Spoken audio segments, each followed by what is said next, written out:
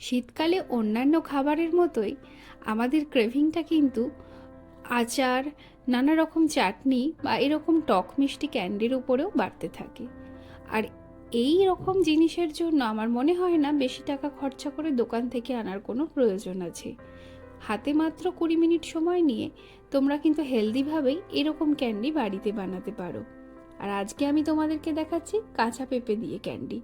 তার জন্য ভিডিওটা শুরু থেকে শেষ পর্যন্ত স্কিপ না করে স্টেপ বাই স্টেপ দেখতে থাকো।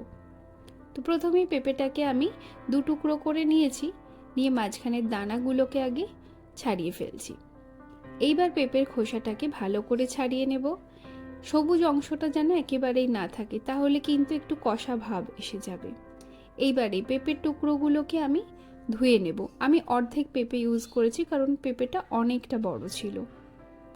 এইবার এই বড় টুকরোগুলোকে এরকম ছোট ছোট টুকরো করে কেটে আমি নিয়ে নেব একটা মিক্সিং জারের মধ্যে।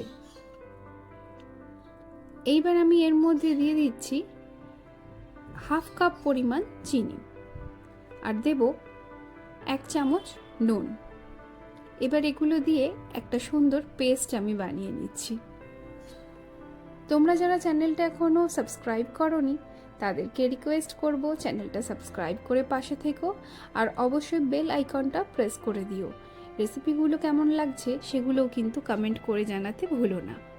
এইবার আমি এর উপরে দিয়ে দিলাম 2 চামচ আমচুর পাউডার, 1 চামচ বিট নুন আর দিচ্ছি 2 চামচ মতো চাট মশলা। এইবার এগুলোকে ভালো করে আমি মিক্স করে নিচ্ছি।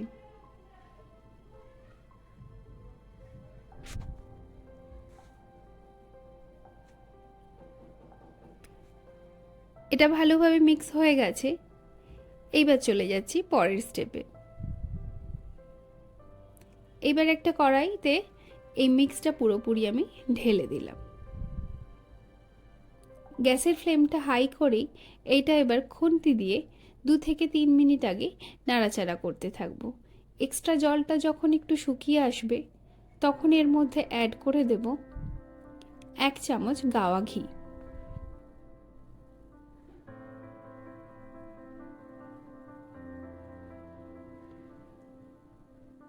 এবার আবারও এইভাবেই কিন্তু খুন্তি চালাতে থাকবো। এইবার 2-3 মিনিট খুন্তি চালানোর পর আমি উপর থেকে দিয়ে দিলাম জলে গুলে রাখা কর্নফ্লাওয়ার। 1 চামচ কর্নফ্লাওয়ার জলে গুলে রেখে এর মধ্যে ঢেলে দিয়ে আবারও কিন্তু এইভাবেই কিন্তু খুন্তি চালাতে থাকবো। গ্যাসের ফ্লেমটা হাই থাকবে আর কন্টিনিউ এরকম নাড়াচাড়া করতে থাকবো। একটু ড্রাই লাগছিল তাই আরও 1 চামচ ঘি এটাতে আমি অ্যাড করে দিলাম। এইবার এইভাবে আবার কন্টিনিউ খুন্তিটা কিন্তু চালাতেই থাকবো। ওপর থেকে দিয়ে দিলাম অর্ধেক পাতিলেবুর রস। এবার দেখতেই পাচ্ছ জিনিসটা কি রকম হয়ে গেছে। কড়া থেকে কিন্তু অটোমেটিকলি এগুলো এবার এদিক ওদিক সরে যাচ্ছে। যখন এইভাবে কড়া থেকে পুরো ভালোভাবে উঠে আসবে তখন কিন্তু এবার গ্যাসের ফ্লেমটা অফ করে দেব। এটা পুরোপুরি রেডি হয়ে গেছে। এইবার এটা একটা অন্য পাত্রে ঢেলে নিচ্ছি। অন্য একটা পাত্রে ঢেলে নিয়ে এটাকে এবার কিছুক্ষণের জন্য ঠান্ডা হতে দেব। তো আমি উপর থেকে একটু দেখতে ভালো লাগার জন্য চামচ দিয়ে সমান করে নিলাম।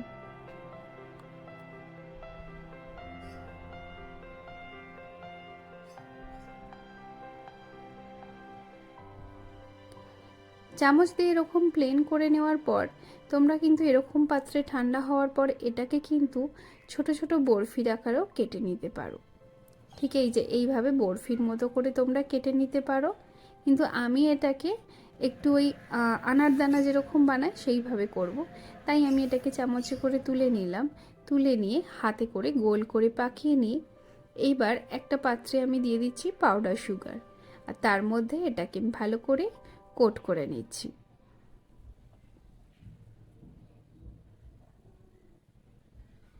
তো এইভাবে আমি কিন্তু সব কটা ক্যান্ডি বানিয়ে নিলাম।